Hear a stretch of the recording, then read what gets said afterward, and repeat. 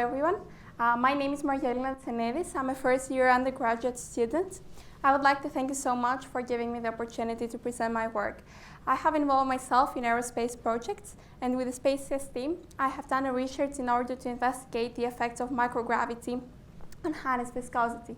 So let's see together the journey of honey in space. So our experiment, launched via Blue Origin and NanoRex, reached Kármán line, and in order to investigate the honey's viscosity. So Blue Origin has some reusable rockets that can be used up to 100 times. Reached Kármán line, which is the boundary of Earth's atmosphere and outer space, so it's the lower limit of space. In order to investigate the viscosity, which is a property that materials have, that fluids have, and it's a resistance to change. So let's see why this is important. Honey is really nutritional, which is important for our diet, and it can remain unspoiled for long periods of time. So this is important. This is an important aspect of astronaut diet, and it is important in future exploration. So as you can imagine, there are extreme constraints sent by Blue Origin in order to send an experiment to space. Both regarding safety measures, but as well as the volume that the box would have. So the box had to be no more than 500 grams, and the dimensions were 10 times 10 times 20 centimeters. So it was really small, and all the components we needed to for our research had to be inside the box. So we had this is 3D printed. So we have the outer box, which is 3D printed, and an interior cylinder, which was added for extra support. We had the electronic components, so we had an Arduino board in order to control the motor and the LED lights. And we also had the container with the honey. So this is the 3D, these are the 3D designs of our experiment. This is the outer box, this is the motor, and this is the interior. So we have the electronic components, the motor, and the container with the honey. As you can see in this image, this is the Arduino board, which is connected to the motor to steer the honey, and we also have the 2 LED lights in order to have lights inside the box and be able to record. So we also had the camera, which was connected to the Arduino, and the video was saved in an SD card in order to be able to receive data during the launch. So, and this is a schematic of the Arduino board. This is a pre-launch, during the pre-launch research. We tested honey under different conditions. So one aspect was thermal. We tested honey under different temperatures, extreme temperatures, in order to see how its viscosity would be affected. And we also tested honey under different environments, for example, different humidity, in order to see if that would be a factor. Also, we changed the honey and water concentration. So we added water in order to make it less dense, and see how that would be a factor. So we also added glitter to the honey in order for the lights to be reflected and be able to have a better video, better quality video.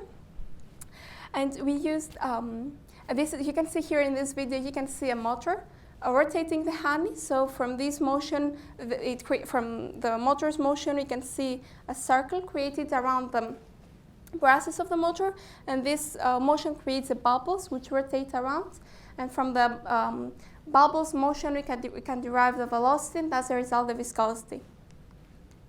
In this image you can see an example of the tracker application. We use a software in order to track each bubble in the different circles, and from that find the velocity. And here is the same procedure post-flight. So we did the exact same procedure pre-flight and post-flight. We had 2 identical experiments with the same container, the same honey, the same type of honey, and the same motor to ensure that it has the same velocity. We performed exactly the same experiment in order to have a comparison. Here are the results post-launch. As you can see, the box remained intact, which means that the experiment was successful. Because it would be easy to break or something.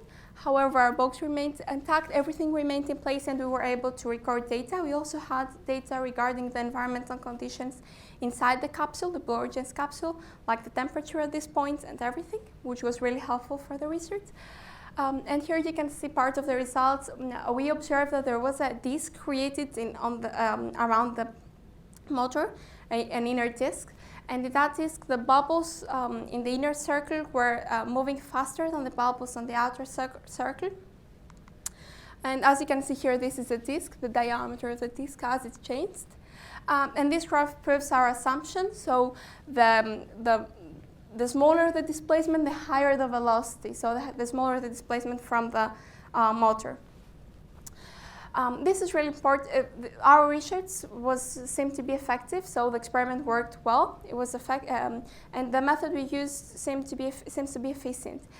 We could have used another method, which means that we could have a ball from the top of the container to the to drop a ball from the top of the container to the bottom, and measure the height of the container, and also measure the time taken from the ball to reach the bottom. From that, you could derive the velocity and then the viscosity. However, in our case, because the container was really small, it would be difficult to measure the time with accuracy. So that would allow room for systematic errors and uncertainties. So that's why it was important to have a method that we could be sure that it's accurate and the results could be, we could minimize all the potential errors. So in our case, it seems to be effective. Why this is important? This is important because honey is a source of antioxidants, and it's really important for our health. It can be stored for long periods of time, for millions of years, and it has basically no expiration date. So it can keep all its nutrients, which is really important for future space exploration, because it can be added in the diet, it can provide nutrients, and at the same time it can be stored pretty much under any conditions, so either extreme temperatures or humidity, everything. So the environmental conditions doesn't really affect it.